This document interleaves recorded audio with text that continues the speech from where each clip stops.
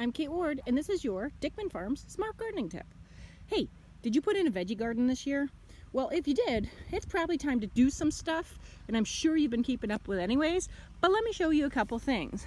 Now, here's an example, and I used an old cage here, of making sure that if you have vining things, that they have a good, strong support.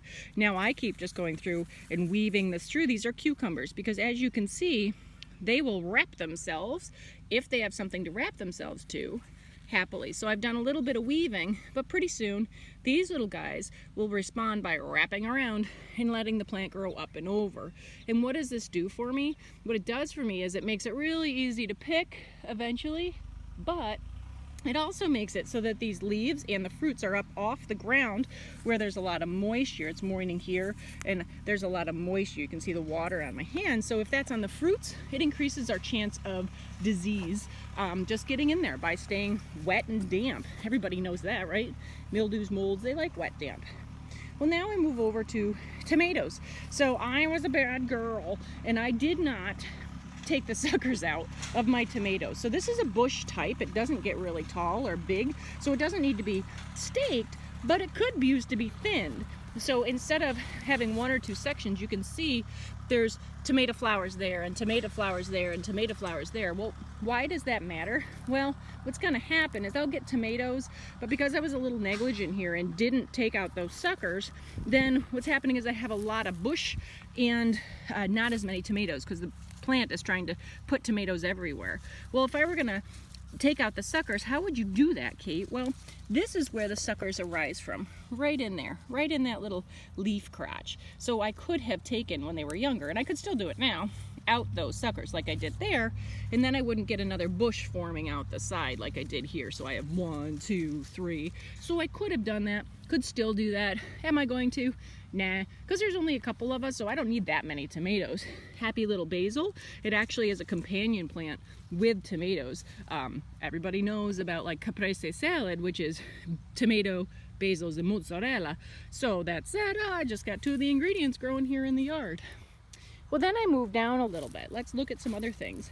These are beans. I put them with zinnias, and in between them, the important part that we have here is mulch. So I use some old rye straw mulch that doesn't tend to have as many seeds in it, and I put it down.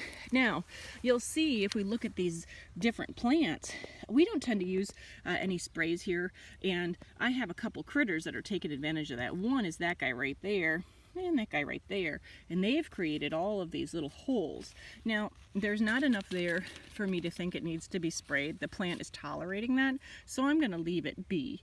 But these guys, I'm also going to leave be because I'm after growing the flowers so I can cut them, and you can see there's a pretty zinnia flower. But this is created by Japanese beetles that are out. Again, the plant is tolerating the level of chewing, and since I'm not after the leaves, I don't really mind. But pretty soon, we're going to want, these are the most important things on the beans right there. There's our flower. So they're going to be coming soon. Some of you guys might already have them. Beans are good harvested early, so go ahead and harvest them early and often, and they'll keep producing soft, tender. Here are summer squash. So summer squash flowers are edible, and underneath them you get the fruits. So here's an example right here. There's a fruit, and there's our pollinator. So there's a lovely bee. There's a bunch of them. They're very active this morning. I need them. Without them, I don't get that. And there's also another critter that's floating around in here. See if I can find it for you. It is a squash beetle, but oh, there's one down in there. Oh, there he is, hanging out with the bees. Now, they're fighting over who pollinates what. That said, that squash beetle, he's a bad guy. We don't love him. So if we can, we take them out. Sorry, buddy. Because they are a piercing, sucking insect, just like mosquitoes carry vectors for other things we don't want, like diseases. These squash bugs are a piercing, sucking, and so they can accidentally inject things like viruses into your plants. Little further down, see we have some weeding to do. It's a great example of where the mulching is.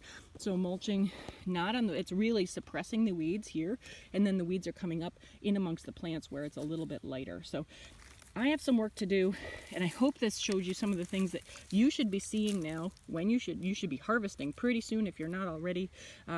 This is not a great none of these are great fantastic weeds, but some fun if you know your stuff. This is purslane. You can actually give this a munch. Now that said, don't go eating on the weeds if you don't know what they are in your garden. But this, dandelions, they get a bad rap, high in nutrients. That said, if you go eating dandelions this time of year, they're really bitter and kind of gross, so I wouldn't suggest it.